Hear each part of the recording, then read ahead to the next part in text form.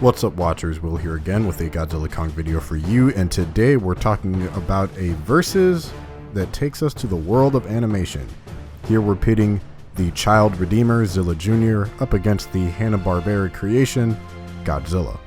So let's get this animated altercation started with some physical stats.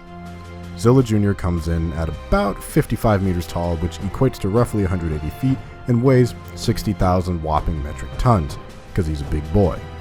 The Hanna-Barbera Godzilla comes in at an apparent 122 meters, which is roughly 400 feet tall, and weighs only 500 metric tons. I don't think the people who made these numbers may know how proportional mass works, but we'll roll with it. So, in an honest shock to me, the Hanna-Barbera Godzilla is over twice as big and only about 1/120th Zilla's weight. Alright then, moving on to personalities. Zilla Jr. is caring and protective of those important to him, but is also much more aggressive than his father before him. He is rather intelligent, having actually exhibited strategy during fights, as well as having some sort of moral center. He's also been quite loyal and can even be playful, probably due to how young and free he is able to live. Godzilla from the old TV show doesn't really have any distinct characteristics personality-wise, other than he's a monster and he looks out for his nephew, Godzuki. Pretty standard kaiju expectations, unfortunately. Well, now it's time to get to the final segment, abilities and weaknesses.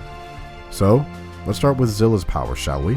So, Zilla has his green atomic breath, high durability, and enhanced regeneration, high stamina, great physical strength, and agility, amphibiousness, and his previously mentioned tactical skills. His weaknesses consist of bright lights, which he tries to avoid, poison, dehydration, and electricity to an extent. Godzilla, for comparison, is a very short list. He has fire breath, super strength, and laser eyes. His weaknesses, you may ask? Sonic blast, interestingly, can deter him. So, in the end, who wins the fight? You know, despite the massive height difference, I think the fight goes to Zilla Jr. He seems to exhibit way more tactics when fighting, and honestly, what I think tipped it over for me was the atomic breath. Although the fire may do some light damage to Zilla, the atomic breath will probably rip right through the old Godzilla's skin. Now, I do think the old Godzilla may actually be quicker because of the weight difference, but at the same time, him being that tall but that light means more than likely he doesn't have a lot of muscle mass to essentially have a decent fight with someone essentially shorter and stockier.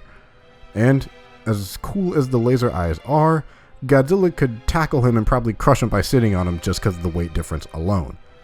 And if you're wondering why it's so hugely different, apparently the weight is from an informational book known as the Godzilla 1954 to 1999 Super Complete Works, which has both of their physicals in there, so take it up with the Japanese. Anyways, if you think the 70s Godzilla could have actually won, let me know down in the comments below, and probably how you think that. While you're there, hit that like button and don't forget to subscribe to Hybrid Network. I'm Will, and I'll see you next time.